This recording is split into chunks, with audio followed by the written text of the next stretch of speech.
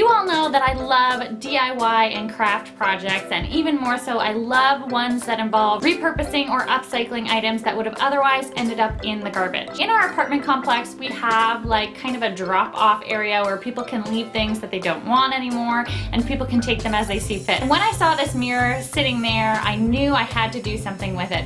The frame was in really bad shape. You could tell the back of the mirror was coming off a little bit, but I saw that it had potential. So I want to show you how you can really easily upcycle really any type of frame to make it something a lot more modern and a lot more interesting. So I'm going to show you how I turned this into this. So to start off, you will need a ruler, a Sharpie or other marker, 3D fabric paint, regular acrylic paints in either one or multiple colors, paintbrushes, a printed copy of a frame design. I got mine from Google Image Search. Some finishing varnish. I have mine in a satin finish, and some craft glue, especially if your frame is slightly broken and needs some repair like mine. Now that you have everything you need, let's get started. The first step is to grab your ruler and mark the center of your frame. This will help when you're drawing out your design. Next, grab your template and keep it somewhere close by for reference. Now we can start to trace our design using the 3D fabric glue. Make sure to practice on a spare sheet of paper before actually trying it on your frame. So I started off in the middle of my frame because there was a slightly different design, and then I expanded out to the corners and continued adding in the texture all the way down each of the sides. The reason I chose to use the 3D fabric paint is because I wanted to give my frame some texture and something to draw the eye. The plain frame just seemed a little too boring for my taste. As you can see, it really doesn't matter what color I used in this design, so I just used some leftover green paint from another DIY project because we're going to be covering it up with another color later.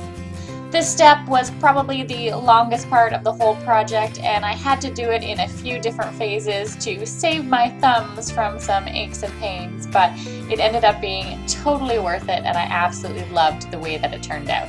The next step is painting the inner rim of the frame a bright white color. So I just grabbed my white paint, and I actually used a cut up egg carton as my paint tray, just squeezed in a little bit of white paint and went to town painting the first coat.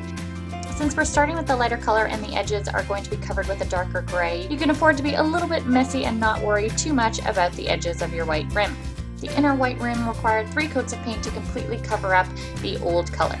Now it's time to paint the outer rim a beautiful charcoal gray color. So it's the exact same thing. I'm putting the paint in my egg carton and going to town on the outer rim. This one I needed to definitely take my time a little bit more and ensure that all the nooks and crannies around the 3D fabric paint was covered, as well as getting a nice clean edge along the white.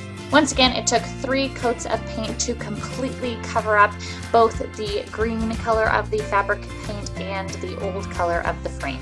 I love how rich this gray is, and I think it looks absolutely gorgeous against the stark white of the inner rim. The next step is to seal everything in with your varnish. You really want to make sure that both of your paint colors are absolutely completely dry for this part, because you don't want to end up accidentally mixing some gray into the white. So I poured a little bit of the varnish into my egg carton and just did 1 layer of the varnish all over both colors, making sure once again to get into every nook and cranny of the textured fabric paint design.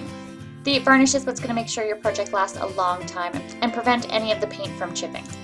So the last step is to take your craft glue and fix the back of the mirror using some elastics and book weight. So I'm going to take the mirror and slide it back into place in the frame, and then I'm going to flip it around and put some glue on the back of the mirror as well as on each of the sides of the frame itself. I put some extra glue on the corners to reinforce it, as well as some bonus squiggly lines since I really wanted to stay in place. Then I'm going to press it down and put some elastic bands around it to keep the backing in place as it dries. You can also use clamps if you have them. I actually used a little black clip that I had, but I didn't have enough clamps to go all the way around, so elastics did the trick. And then I'm going to take some of the heaviest books I own and place them on top and let this dry for about 24 hours. And here is the end result, the finished mirror frame. I absolutely love the way the texture came out, and I made sure to paint the top of the screws used to hang it in the same charcoal gray so that they blended into the frame. It was a little hard to film the finished project since you could see my reflection in the mirror, but I hope you can get an idea of what it looks like. And that is it. It was really a pretty easy project. It just took a lot of time because I had to wait for each coat to dry, but I really loved the way that it turned out. And it is so much better than how it looked before. If you love DIY videos and you want to see more upcycling or repurposing projects, make sure to give this video a big old thumbs up. And while you're down there, make sure to hit subscribe and become part of the family. I put out new videos every week. And of course, right now I am hosting my 1,000 subscriber giveaway. You can win over $275 worth of some of my favorite green and natural products and goodies from brands that I love. So I'll put a link here. You can go watch the video and find out how to enter, but you definitely do not want to miss out because it is an awesome prize pack, and the giveaway is open until the end of February, so you still have lots of time to enter. Otherwise, that is it for today's video, and I'll see you again soon. Bye! So here's what the finished product looks like.